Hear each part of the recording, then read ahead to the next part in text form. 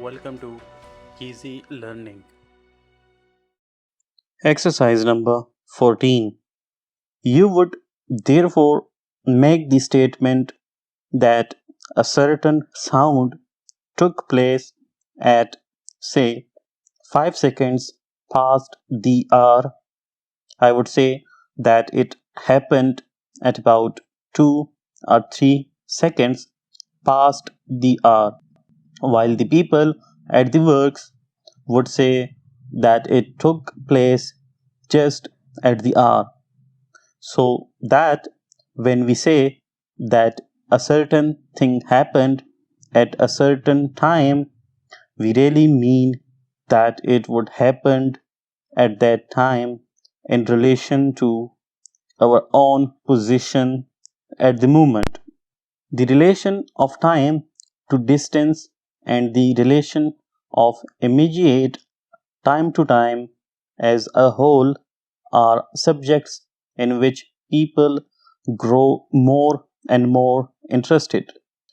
Two interesting plays have been written round the idea that everything that has happened in the past is still in existence. The point made by the plays being that a person who has a certain special sense highly developed can go back into the past and experience old and past events. But interesting as these ideas may be, there is another and much more usual point of view from which to consider time. For all the general purposes of everyday life, we all understand time quite well.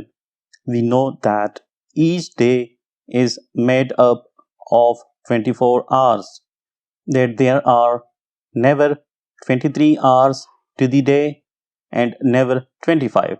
We know that the little hands marking the passing of the minutes and hours move on at their even rate, and that although they work in our service, they work without any regard to our personal and special interests.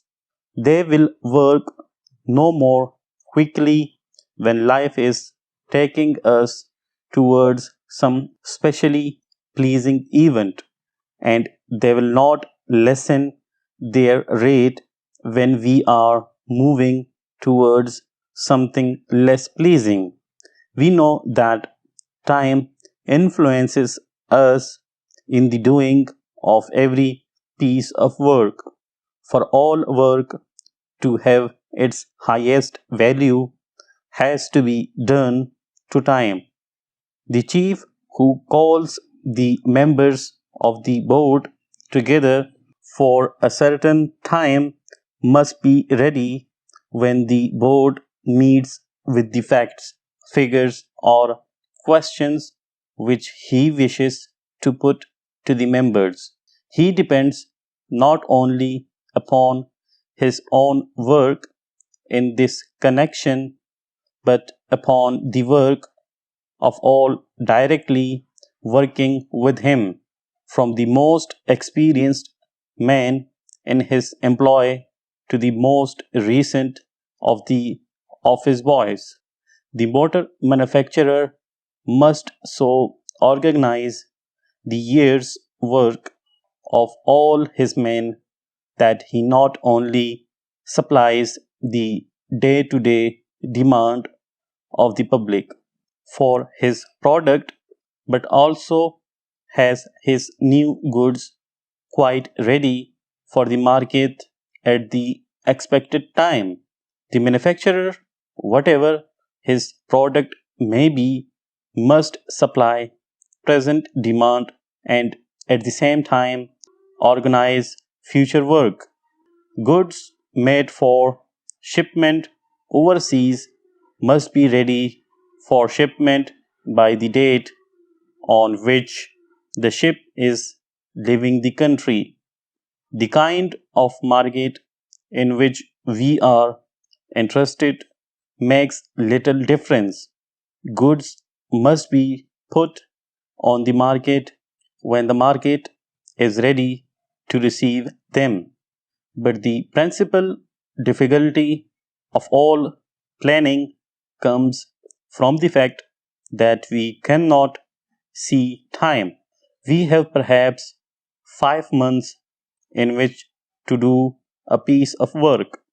There seems to be no need for an immediate start, and the papers in connection with it are put on one side.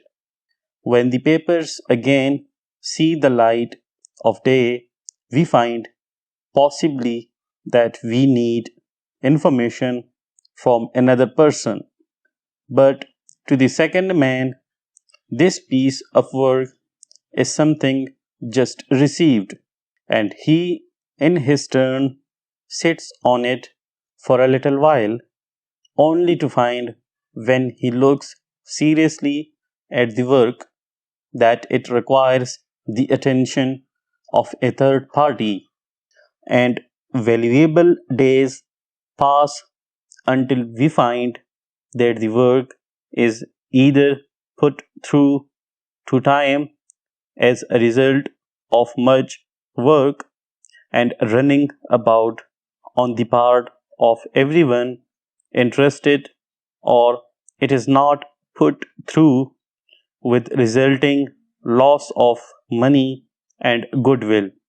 Even when man has done his best, nature sometimes lets us down, and weather conditions hold up trains, planes, and ships, and the perfect piece of planning works out less perfectly than we had hoped and expected.